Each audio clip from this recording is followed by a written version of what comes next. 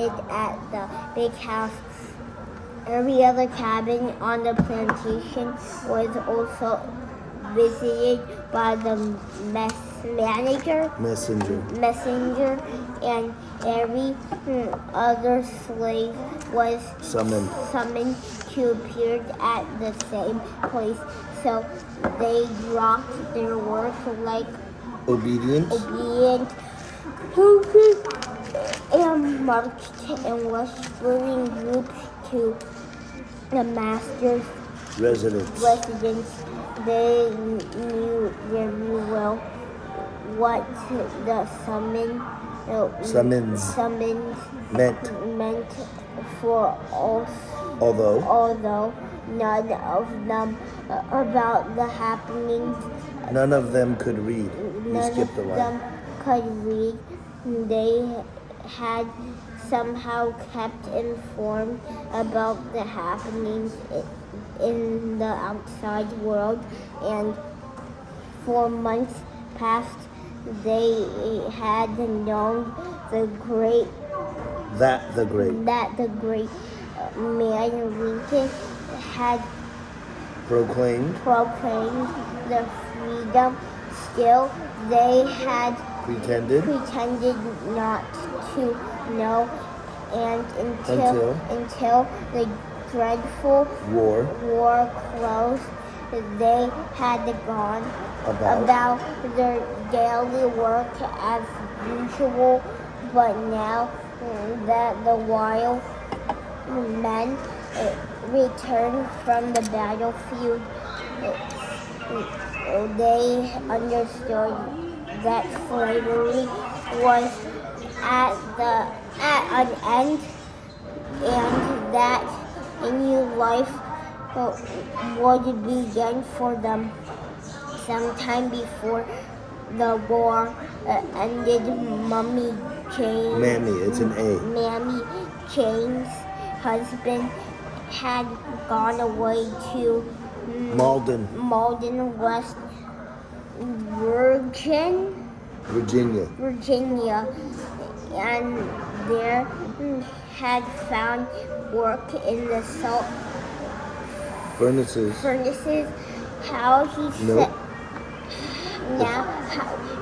Now he sent a wagon to bring his wife and her children to live with him. This was the first time Booker had left the plantation neighborhood, and as the outside world seemed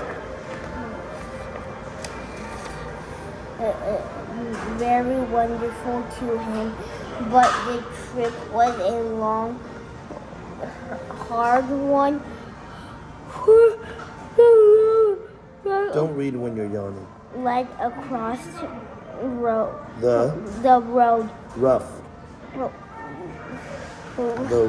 The rough mountains, and food was scarce.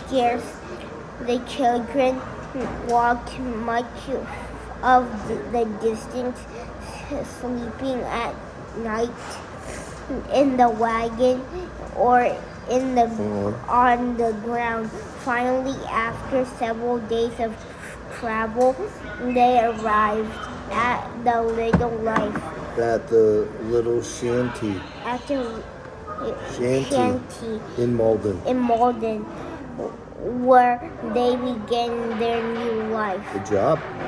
Although Booker could not have been more than 8 or 9 years old, his stepfather soon obtained work for him, and obtained. That means got. Obtained work for him and for his older brother in the salt furnaces. One day he saw a young man reading a newspaper to a group of listeners, and he too edged his way into the circle to listen. How wonderful it would be. How wonderful it would be. He reasoned if He could. he could read, but Mammy Jane could not teach him, for she had never handled a book in her life. Neither could her husband, for he did not know how to read. Regardless of this, Booker made up his mind that somehow or other he must learn. And he told his mother of his great desire. About this time, a gentleman who came into a neighborhood opened school for colored children. Mammy Jane got a book for her son, hoping to start him off with the other children, but her husband felt that Booker could not be spared from his work. So a disappointed little lad, hiding his tears as best he could, trudged on to the salt furnaces, while the other neighbor children were... Start over. Don't read when you're yawning, okay? Okay. Just enjoy the yawn, okay? Other neighbor children learned their ABCs in school. Never mind, honey, comforted his mother. You'll learn someday. And Booker decided that his mother was right.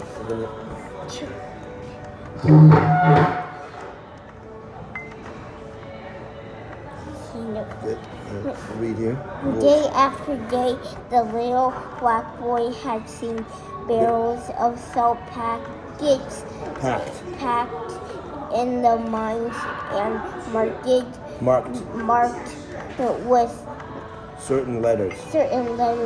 By watching these closely and by asking questions, he learned the letters, and before very long, he could read as well as some of the children who went to school.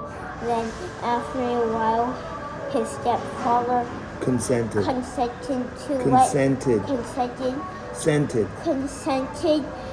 to let him go to school half a day. If he would get up early. Thank you. Thank you. Do you want it now?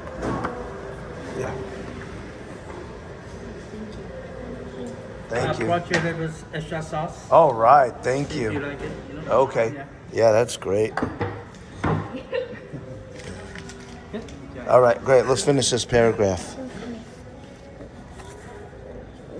This. Where's this? This he did willing, rising so early that he could be off to work at 4 o'clock in order to quit in time to be at school by 9 o'clock. You see how Booker T. Washington, when he was 9 years old, he woke up at 4 a.m.